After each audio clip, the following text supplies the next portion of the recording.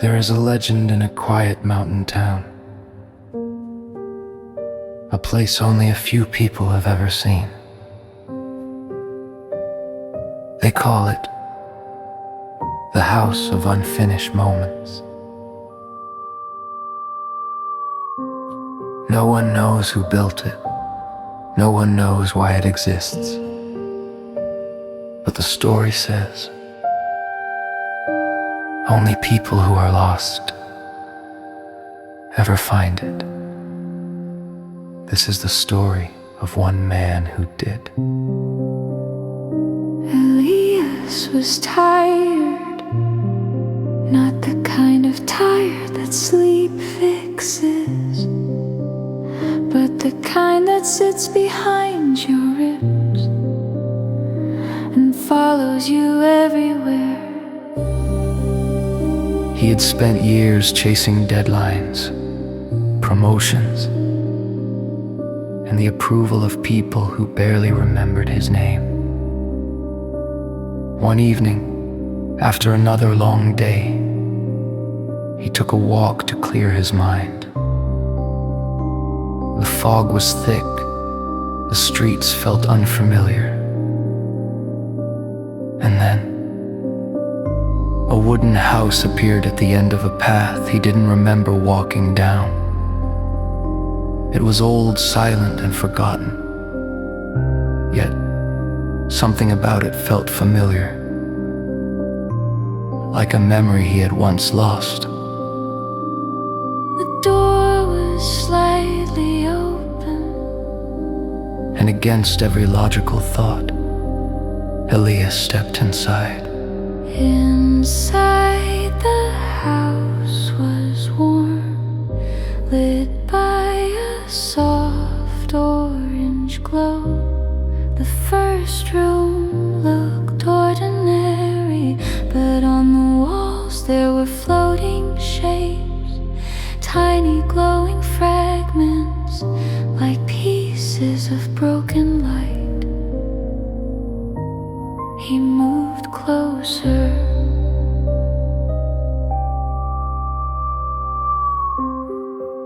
The fragments formed a scene, a younger version of himself, sitting on his bed at age 14, drawing landscapes in a sketchbook. Elias whispered, "I used to draw." He watched that younger him sketch with pure joy, before life told him dreams weren't practical. A voice echoed gently in the room. "This is a moment you never finished." Elias felt his chest tighten. The next room was different, colder. Inside he saw himself sitting on a park bench with someone he loved, someone he hadn't spoken to in years. He watched the memory unfold. She asked him, "What scares you the most?" He wanted to tell her the truth, that he was afraid of not being enough. But he smiled instead, pretended, hid.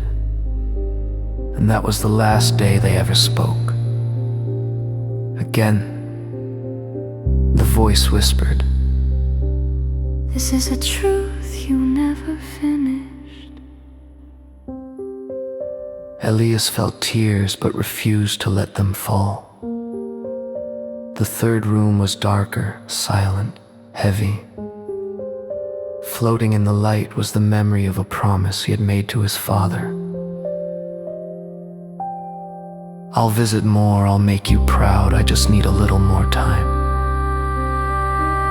But the memory froze, the promise remained hanging in the air, unfinished, because life had taken his father before Elias had taken the time. The room whispered, This is a goodbye you never finished. Elias fell to his knees. The last room was different, bright, almost blinding. The walls were empty, no memories, no fragments, just a single mirror. Elias looked into it and expected to see himself.